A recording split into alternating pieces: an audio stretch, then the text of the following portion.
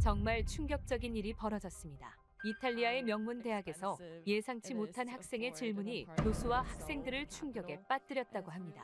심지어 이 사건 이후 유럽 산업계와 학계에서는 긴급 회의가 열렸을 정도라고 하는데요. 강의를 들은 저명한 연구학자는 이제는 한국을 인정해야만 할 때라며 강하게 주장하기까지 했다고 합니다. 대체 무슨 일이 있었던 걸까요? 안녕하세요. 저는 밀라노 대학교 경제학과 교수 마르코 벨리니입니다. 저는 항상 유럽이 최고라고 생각하며 살아왔습니다.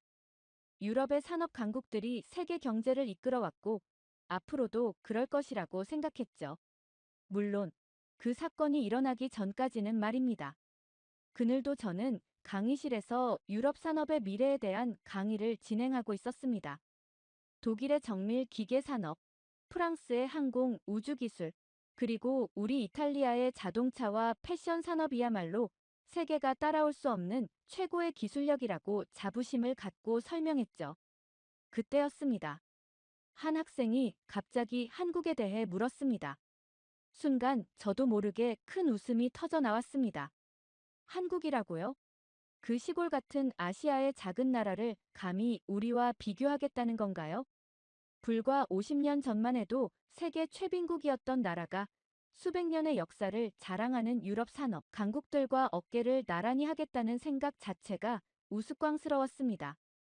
저는 조소를 띤 웃음을 지으며 단호하게 말했죠. 한국은 고작 싸구려 전자제품이나 만드는 나라 아닙니까? 패션은 우리 구찌와 프라다를 평생 동경하기나 하겠죠. 자동차요? 페라리와 람보르기니를 꿈에나 따라올 수 있을까요? 우리 이탈리아는 영원히 한국 같은 나라가 넘볼 수 없는 존재라고요. 학생들 사이에서도 동조하는 웃음이 터져 나왔습니다. 당연한 반응이었죠. 유럽의 위대함을 아는 사람이라면 누구나 그렇게 생각할 테니까요. 하지만 그때 강의실 뒷자리에서 한 학생이 일어났습니다. 한국인 박사과정 학생 한지수였습니다. 한지수는 차분하지만 단호한 목소리로 제 말을 반박했습니다. 지금의 한국은 제가 알고 있는 그런 나라가 아니라고요. 순간 강의실의 분위기가 변했습니다. 학생들의 웃음소리가 멈추고 긴장감이 감돌았죠. 저는 내심 불편했습니다. 감히 학생이, 그것도 아시아에서 온 유학생이 감히 교수의 견해를 정면으로 반박하다니 말입니다. 게다가 그것도 우리 이탈리아의 산업 경쟁력에 대해서라니요.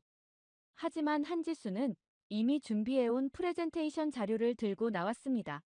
저는 속으로 비웃었습니다. 아무리 자료를 보여준들 이탈리아의 위상을 넘어설 수는 없을 거라 확신했으니까요. 우리가 수백 년간 쌓아온 산업 유산과 기술력을 어떻게 따라잡을 수 있겠냐는 생각이었습니다. 한지수가 보여준 첫 번째 슬라이드는 양국의 GDP 성장률 비교였습니다. 그래프를 보는 순간 저도 모르게 숨이 멎는 것 같았습니다. 분명한 수치가 제 눈앞에 펼쳐져 있었죠. 한국의 경제 성장률이 이탈리아를 크게 앞지르고 있었습니다. 단순한 우연이라고 치부하기에는 그 격차가 너무나 컸습니다. 저는 한지수의 주장을 논리적으로 반박해야 했습니다. 하지만 데이터는 분명했고 제 고정관념이 흔들리기 시작했습니다. 제가 알고 있던 세계의 질서가 뒤흔들리는 듯한 불안감이 엄습했지만 학자로서 진실을 회피할 순 없었죠. 한지수에게 계속 설명을 이어달라고 요청했습니다. 한지수의 발표는 계속 이어졌습니다. 이번에는 한국의 위기 대응 능력에 대한 내용이었죠. 처음에는 이것도 별거 아닐 거라 생각했습니다. 우리 이탈리아도 수많은 자연재해를 겪어왔고 그때마다 나름대로 대응해왔으니까요. 하지만 한지수가 보여준 자료들은 충격적이었습니다. 2016년 경주에서 발생한 규모 5.8의 지진 사례였습니다. 한국 역사상 가장 큰 규모의 지진이었다고 하는데 놀라운 건 단 한 명의 사망자도 발생하지 않았다는 점이었죠. 게다가 2017년 포항 지진 때는 더욱 놀라운 대응을 보여줬다고 합니다. 지진 발생 후 단 7초 만에 최초 경보가 발령되었고 25초 안에 전국 모든 시민들의 휴대폰으로 긴급 재난 문자가 전송되었다는 겁니다. 순간 제 머릿속에 2009년 라퀼라 지진이 떠올랐습니다. 309명의 사망자와 1,600명의 부상자, 그리고 무려 6만 5천 명의 이재민이 발생했던 그 처참한 참사를요. 당시 우리 정부의 대응은 어땠습니까? 임시 거처 마련까지 한 달 넘게 걸렸고, 이재민들은 몇 년이 지나도록 제대로 된 보상을 받지 못했습니다. 심지어 2022년 이스키아 섬 산사태 때도 마찬가지였죠. 12명의 사망자가 발생했고 수백 명의 주민들이 대피해야 했습니다. 예보 시스템이 제대로 작동하지 않아 주민들은 아무런 준비도 하지 못했던 겁니다. 도대체 어떻게 이런 게 가능한 겁니까? 제 질문에 한지수는 한국의 스마트 기술 기반 재난 대응 시스템을 상세히 설명했습니다. 전국 338개소에 설치된 실시간 지진 감지 센서, 기상청과 통신사, 방송국이 하나로 연결된 통합 경보 시스템, 그리고 모든 시민의 휴대폰에 자동으로 전송되는 재난 문자까지. 지하철, 고속도로 전광판, TV, 라디오 모두가 하나의 시스템으로 연동되어 있다고 했습니다. 반면 우리 이탈리아는 어떻습니까? 중앙 통제 시스템이 없어 지역마다 제각각인 경보 체계, 방송사마다 다른 재난 정보, 그리고 시민들에게 전달되기까지 걸리는 수십 분의 시간. 부끄러운 현실이 아닐 수 없었습니다. 특히 충격적이었던 건 비용 효율성이었습니다. 한국은 전국 단위의 통합 시스템을 구축하는 데 들인 비용이 우리 이탈리아가 한 번의 대형 재난에서 지출한 복구 비용의 10분의 1도 안 된다는 거였죠. 예방이 복구보다 훨씬 효율적이라는 걸 보여주는 명백한 증거였습니다. 한지수는 계속해서 실제 사례들을 보여줬습니다. 한국의 재난 대응 시스템이 실제로 얼마나 많은 생명을 구했는지, 재산 피해를 얼마나 줄였는지에 대한 구체적인 수치들이었습니다. 2016년 경주 지진 이후 3년간 한국의 지진 관련 사망자가 0명이라는 통계는 저를 완전히 충격에 빠뜨렸습니다. 우리 이탈리아는 모든 면에서 세계 최고라고 자부해왔는데 재난 대응 시스템만 봐도 한국이 훨씬 체계적이라는 게 믿기지 않네요. 강의실은 무거운 침묵에 빠졌습니다. 학생들의 표정에서도 충격과 당혹감이 역력했죠. 우리가 그토록 자부심을 가졌던 이탈리아의 시스템이 불과 수십 년 전만 해도 가난한 나라였던 한국보다 훨씬 뒤처져 있다는 사실을 받아들이기 힘들었을 겁니다. 한지수의 마지막 슬라이드는 더욱 충격적이었습니다. 한국은 이미 인공지능을 활용한 차세대 재난 예측 시스템 개발에 착수했다는 내용이었죠. 자연재해를 미리 예측하고 대비하는 단계를 넘어 이제는 피해를 완전히 예방하는 단계로 나아가고 있다는 겁니다. 저는 그제서야 깨달았습니다. 우리가 과거의 영광에 취해 현재의 발전을 게을리하는 동안 한국은 끊임없는 혁신으로 미래를 준비하고 있었다는 사실을요. 이것은 단순한 기술의 차이가 아닌 국민의 생명과 안전을 대하는 자세의 차이였습니다. 재난 대응 시스템에서 느낀 충격이 채 가시기도 전에 한지수는 더 놀라운 자료를 보여주었습니다. 바로 한국과 이탈리아의 경제 성장 궤적을 비교한 그래프였죠. 처음에는 그저 평범한 경제 지표라고 생각했습니다. 하지만 자세히 들여다볼수록 놀라움을 감출 수 없었습니다. 1990년대까지만 해도 한국의 GDP는 이탈리아의 절반 수준에 불과했습니다. 당시 우리는 한국을 개발도상국 정도로만 여겼죠. 독일, 프랑스와 어깨를 나란히 하는 우리 이탈리아와는 비교조차 할 수 없는 수준이었습니다. 그런데 2000년대 들어서면서 상황이 급변하기 시작했습니다. 한국의 성장 곡선이 가파르게 상승하는 반면 우리 이탈리아는 제자리 걸음을 하고 있었던 겁니다.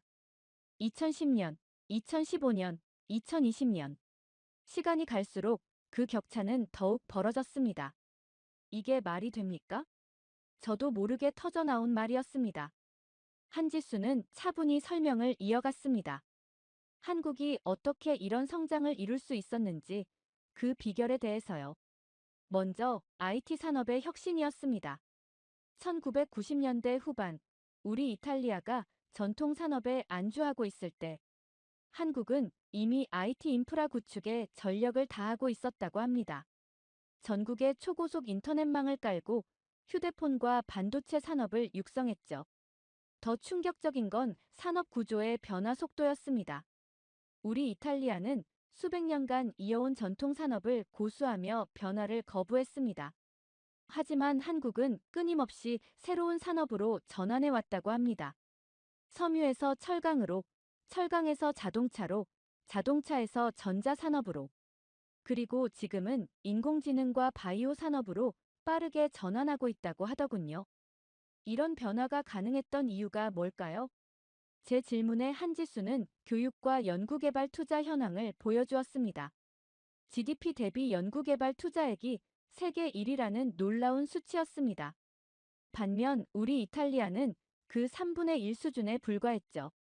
숫자들이 계속해서 제 눈앞에 펼쳐졌습니다. 특허 출원 건수 1990년대에는 이탈리아가 한국의 2배였습니다. 하지만 2020년대에 들어서니 한국이 우리의 5배를 넘어서고 있었죠. 대학 진학률, 과학기술 인력 비율, 모든 지표에서 한국은 우리를 압도하고 있었습니다. 그렇다면 앞으로는 이 격차가 더 벌어진다는 건가요? 한 학생이 불안한 목소리로 물었습니다. 한지수가 보여준 미래 전망 자료는 더욱 충격적이었습니다. 2030년이 되면 한국의 GDP가 이탈리아의 2배에 달할 것이라는 예측이었죠. 저는 무거운 마음으로 창밖을 바라보았습니다. 밀라노의 고풍스러운 건물들이 눈에 들어왔습니다. 한때는 이 역사와 전통이 우리의 자부심이었습니다.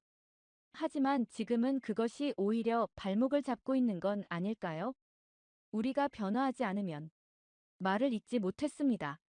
수백 년의 역사를 자랑하는 우리 이탈리아가 불과 반세기 만에 한국에게 이렇게 크게 뒤처지게 될 줄은 꿈에도 생각하지 못했으니까요. 한지수의 발표는 계속되었습니다. 이제는 한국의 혁신 기업들에 대한 이야기였습니다. 삼성, 현대, LG와 같은 세계적 기업들이 어떻게 성장했는지, 그들의 미래 전략은 무엇인지에 대한 내용이었죠. 그들의 목표는 단순히 이탈리아를 따라잡는 것이 아니었습니다. 세계 시장을 선도하겠다는 야망이 담겨 있었습니다. 강의실은 무거운 침묵에 빠졌습니다. 학생들의 표정에서 걱정과 불안이 읽혔습니다. 우리가 그토록 자부심을 가졌던 이탈리아의 경제가 이제는 추월당하고 있다는 현실을 받아들이기 힘들었을 테니까요. 강의실의 무거운 침묵을 깨고 한 중년 남성이 자리에서 일어났습니다. 이탈리아의 유명한 자동차 부품 제조업체 대표 루카 모레티였습니다. 평소 제 강의를 자주 참관하던 그가 무거운 표정으로 입을 열었습니다. 교수님, 사실 더 충격적인 이야기를 하나 해야 할 것 같습니다. 한국의 자동차 기업들은 이미 우리가 따라잡기 힘들 정도로 앞서 나가고 있습니다. 순간 제 귀를 의심했습니다. 자동차라고요? 페라리와 람보르기니의 나라인 우리 이탈리아가 한국에 뒤처지고 있다니 말도 안 되는 소리였습니다. 루카, 당신 농담하는 겁니까? 우리는 페라리가 있고 람보르기니가 있지 않습니까? 마세라티도 있고. 하지만 루카 모레티는 고개를 저었습니다. 그의 회사는 유럽의 주요 자동차 기업들의 부품을 납품하는 곳이었습니다. 현장에서 일어나는 변화를 누구보다 잘 알고 있는 사람이었죠. 교수님, 10년 전만 해도 현대와 기아는 우리 유럽 브랜드를 따라가기에 급급했습니다. 하지만 지금은 완전히 다른 이야기입니다. 특히 전기차 시장에서는 우리가 그들을 따라가기도 벅찬 상황입니다.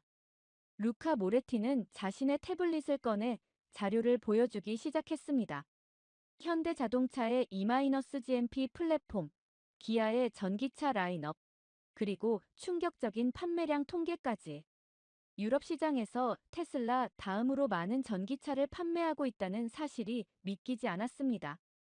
이게 가능한 일입니까? 우리는 수십 년간 자동차를 만들어 왔는데. 바로 그겁니다, 교수님. 우리는 수십 년간 해왔던 대로 자동차를 만들고 있습니다. 하지만 한국은 다릅니다. 그들은 이미 미래의 자동차를 만들고 있어요. 루카 모레티의 설명은 계속되었습니다. 현대와 기아가 독자 개발한 전기차 전용 플랫폼은 이미 세계 최고 수준이라고 합니다. 반면 대부분의 유럽 자동차 기업들은 아직도 기존 내연기관 차량의 플랫폼을 개조해서 전기차를 만들고 있다고 하더군요. 자율주행 기술은 어떻습니까? 한 학생이 물었습니다. 루카 모레티의 표정이 더욱 심각해졌습니다. 그 분야는 더 큰 충격을 준비하셔야 합니다. 현대차 그룹은 이미 레벨 3 자율주행 기술을 상용화했습니다. 우리 유럽 기업들은 아직 테스트 단계에 머물러 있는데 말이죠. 강의실은 다시 한번 숙연해졌습니다. 자동차야말로 우리 이탈리아의 자존심이었는데 그 자존심마저 무너지고 있었습니다. 친환경 기술은 어떻습니까? 수소 전기차 같은. 제가 마지막 희망을 걸고 물었습니다. 루카 모레티는 쓴웃음을 지었습니다. 현대차는 이미 수소 전기차를 양산하고 있습니다. 유럽에서 수소 전기차를 양산하는 기업은 단 한 곳도 없습니다. 우리는 아직 시제품 수준에 머물러 있죠. 이어서 그는 충격적인 미래 전망을 내놓았습니다. 2025년이 되면 현대차 그룹의 전기차 판매량이 유럽의 모든 자동차 기업들을 합친 것보다 많아질 거라는 예측이었습니다. 우리가 변화하지 않으면 머지않아 유럽의 자동차 산업은 한국에 완전히 잠식당할 수도 있습니다. 이미 많은 부품 기업들이 현대차 그룹과 거래하기 위해 한국으로 진출을 타진하고 있어요. 루카 모레티의 말은 마치 폭탄과도 같았습니다. 페라리와 람보르기니로 대표되는 우리의 자동차 산업이 이제는 한국을 따라가기 위해 안간힘을 쓰고 있다는 현실이 너무나 충격적이었습니다. 루카 모레티의 충격적인 증언이 끝나고 한지수가 다시 발표를 이어갔습니다. 이번에는 한국의 교육 시스템에 대한 내용이었습니다. 저는 속으로 생각했습니다. 아, 이제야 우리가 앞선 분야를 보여주겠구나.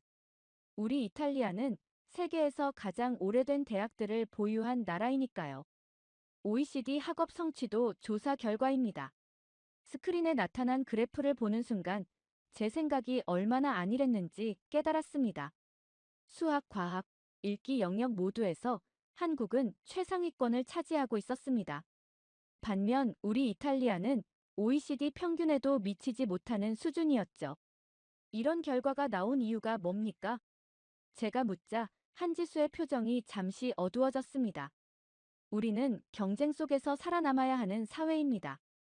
선택이 아닌 필수였죠. 한지수는 한국의 교육 현실을 설명하기 시작했습니다. 초등학교 때부터 시작되는 치열한 경쟁, 밤늦게까지 이어지는 공부, 주말도 없는 학습 일정. 처음에는 이런 시스템이 비인간적으로 느껴졌습니다. 잠깐만요. 그건 아이들의 창의성을 죽이는 일 아닙니까? 우리 이탈리아는 아이들의 자유로운 성장을 중시합니다. 제 말에 한지수는 또 다른 자료를 보여주었습니다. 국제 창의성 평가와 특허 출원 건수였습니다. 놀랍게도 이 분야에서도 한국은 최상위권을 기록하고 있었습니다. 경쟁이 심하다고 창의성이 사라지는 건 아닙니다. 오히려 이런 교육을 통해 문제 해결 능력과 혁신적 사고가 발달합니다. 한지수는 계속해서 설명했습니다. 한국의 교육은 단순한 암기가 아닌 실전 문제 해결 능력을 키우는데 초점을 맞추고 있다고 합니다. 수학 시간에 배운 내용을 과학에 적용하고 과학 지식을 실생활 문제 해결에 활용하는 시기죠. 더 충격적인 건 대학 진학률이었습니다. 한국의 대학 진학률은 70%가 넘는다고 합니다. 우리 이탈리아는 40% 수준에 머물러 있죠. 게다가 이공계 전공자의 비율도 한국이 압도적으로 높았습니다. 그래서 우리가 본 모든 격차가 설명되는 겁니다. 한지수의 말이 가슴에 깊이 와닿았습니다. 자동차 산업에서의 기술 격차, GDP 성장률의 차이, 혁신 역량의 차이. 모든 것이 교육에서 시작된 것이었습니다. 하지만 이런 경쟁이 과연 건강한 걸까요? 제가 우려를 표하자 한지수는 고개를 끄덕였습니다. 물론 부작용도 있습니다. 하지만 우리는 이런 교육을 통해 국가의 운명을 바꿨습니다. 천연자원도 없고 국토도 작은 나라가 세계적 강국이 될 수 있었던 건 바로 이 교육 시스템 덕분입니다. 강의실은 깊은 침묵에 빠졌습니다. 학생들의 표정에서 복잡한 감정이 읽혔습니다. 우리가 그토록 자랑스럽게 여기던 인문주의 교육, 자유로운 학풍. 그것이 오히려 우리의 발목을 잡고 있는 건 아닐까요? 한지수는 마지막으로 한국의 평생 교육 시스템을 소개했습니다. 직장인들의 자발적인 학습 문화, 은퇴자들의 재교육 프로그램, 전 국민의 영어 학습 열기까지. 배움에는 끝이 없다는 한국인들의 신념이 인상적이었습니다. 저는 이제 이해했습니다. 왜 한국이 이렇게 빠르게 성장할 수 있었는지, 어떻게 모든 분야에서 우리를 앞지를 수 있었는지를요. 그들의 성공 비결은 바로 교육에 대한 독특한 접근 방식에 있었던 겁니다. 교육 시스템의 차이를 설명하던 한지수가 잠시 숨을 고르더니 이번에는 충격적인 그래프 하나를 보여주었습니다. 세계 반도체 시장 점유율 그래프였습니다. 처음에는 그저 숫자의 나열로만 보였습니다. 하지만 자세히 보니 믿기 힘든 수치였습니다. 한국의 삼성전자와 SK하이닉스, 단 두 개의 기업이 전 세계 메모리, 반도체 시장의 75%를 장악하고 있었습니다. 반면 유럽의 점유율은 고작 1%도 채 되지 않았죠. 저는 순간 현기증이 날 것 같았습니다. 잠깐만요. 이건 실수가 있는 게 아닙니까? 제 질문에 한지수는 고개를 저었습니다. 오히려 더 충격적인 이야기를 꺼내기 시작했죠. 1990년대까지만 해도 유럽은 반도체 강국이었습니다. 지금은 세계 최고 수준인 ASML의 장비가 없었다면 유럽은 반도체 산업에서 완전히 사라졌을 거예요. 한지수의 설명은 계속되었습니다. 1980년대 말 유럽의 기업들이 반도체 산업을 포기하기 시작할 때 한국은 오히려 과감한 투자를 시작했다고 합니다. 당시 삼성전자의 결정은 무모하다고 평가받았죠. 하지만 그 무모한 결정이 지금의 압도적인 격차를 만들어냈다는 겁니다. 유럽이 반도체를 포기한 이유가 뭐였습니까? 한 학생이 물었습니다. 한지수는 쓴웃음을 지으며 대답했습니다. 수익성이 낮다고 판단했기 때문입니다. 단기적인 이익을 선택한 거죠. 반면 한국 기업들은 10년, 20년을 내다보며 투자를 지속했습니다. 이어서 한지수는 더욱 충격적인 수치들을 보여주었습니다. 반도체 제조 공정의 미세화 수준, 수율, 생산성. 모든 면에서 한국 기업들은 압도적인 우위를 점하고 있었습니다. 특히 디램과 낸드 플래시 분야에서는 사실상 독점에 가까운 상황이었죠. 이제는 돌이킬 수 없는 걸까요? 제가 우려 섞인 목소리로 물었습니다. 한지수의 대답은 더욱 암울했습니다. 반도체 한 세대의 기술 격차를 따라잡으려면 최소 5년이 필요합니다. 지금 유럽과 한국의 격차는 이미 3세대 이상 벌어졌어요. 게다가 한국은 매년 수십조 원의 추가 투자를 하고 있습니다. 강의실은 무거운 침묵에 빠졌습니다. 우리가 언제부터 이렇게 뒤처지기 시작한 걸까요? 한지수는 계속해서 설명했습니다. 삼성전자의 평택 반도체 단지는 그 자체로 하나의 도시와 같다고 합니다. SK하이닉스도 이천과 청주의 거대한 생산 기지를 가지고 있죠. 최첨단 반도체 공장 한 개를 짓는데 얼마나 드는지 아십니까? 최소 30조 원이 넘습니다. 유럽 전체를 합쳐도 이런 투자를 감당하기 어려운 수준이에요. 저는 창밖을 바라보았습니다. 밀라노의 화창한 하늘 아래 우리의 산업 경쟁력은 이렇게 무너져 내리고 있었습니다. 한때 유럽이 자랑스럽게 이끌었던 반도체 산업에서 이제는 변방의 구경꾼으로 전락해버린 것입니다. 앞으로의 전망은 어떻습니까? 누군가 조심스럽게 물었습니다. 한지수가 보여준 마지막 슬라이드는 충격 그 자체였습니다. 2030년이 되면 한국의 반도체 시장 지배력은 더욱 강화될 것이라는 전망이었죠. 인공지능, 자율주행, 메타버스, 미래 산업의 심장인 반도체를 한국이 완전히 장악하게 된다는 예측이었습니다. 반도체 산업의 충격적인 현실을 듣고 있는데 갑자기 강의실 밖에서 음악 소리가 들려왔습니다. 한 학생의 휴대폰에서 흘러나오는 노래였죠. BTS의 다이너마이트였습니다. 한지수는 이때를 놓치지 않고 화제를 전환했습니다. 반도체만이 아닙니다. 이제 한국은 문화 산업에서도 세계를 장악하고 있습니다. 처음에는 그저 웃어넘기려 했습니다. 문화라고요? 단테, 미켈란젤로, 레오나르도, 다빈치의 나라인 우리 이탈리아와 비교한다는 건가요? 하지만 한지수가 보여준 숫자들은 제 오만한 생각을 완전히 뒤흔들어 놓았습니다. BTS의 경제적 효과가 얼마인지 아십니까? 연간 29조 원입니다. 이는 이탈리아의 대표적인 럭셔리 브랜드 구찌의 연간 매출보다 큰 숫자입니다. 저는 할 말을 잃었습니다. 한 아이돌 그룹이 우리의 자존심인 구찌보다 더 큰 경제적 가치를 창출한다니. 하지만 이건 시작에 불과했습니다. 한지수는 넷플릭스 순위 데이터를 보여주었습니다. 오징어 게임은 94개국에서 1위를 기록했고 전 세계 16억 5천만 시간 이상 시청되었다고 합니다. 이는 넷플릭스 역사상 가장 높은 기록이었죠. 잠깐만요. 그건 한 번의 성공 사례일 뿐이지 않습니까? 제 말이 채 끝나기도 전에 한지수는 연이은 성공 사례들을 보여주었습니다. 기생충의 아카데미 사관왕 달성, 사랑의 불시착의 아시아 전역 열풍, 더 글로리의 세계적 흥행. 이건 더 이상 우연이라고 치부할 수 없는 수준이었습니다. 한류의 경제적 가치는 매년 기하급수적으로 증가하고 있습니다. 2022년 기준으로 한류의 경제적 효과는 무려 118조 원에 달합니다. 강의실의 모든 사람들이 숨을 들이켰습니다. 그건 우리 이탈리아의 전체 관광 수입보다 큰 금액이었으니까요.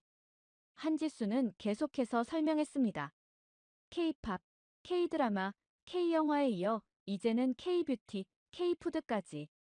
한국 문화는 이제 하나의 거대한 산업이 되어 전 세계로 뻗어나가고 있다고 합니다. 우리 이탈리아의 문화 수출액은 얼마입니까? 한 학생이 조심스럽게 물었습니다. 그 순간 강의실은 불편한 침묵에 빠졌습니다.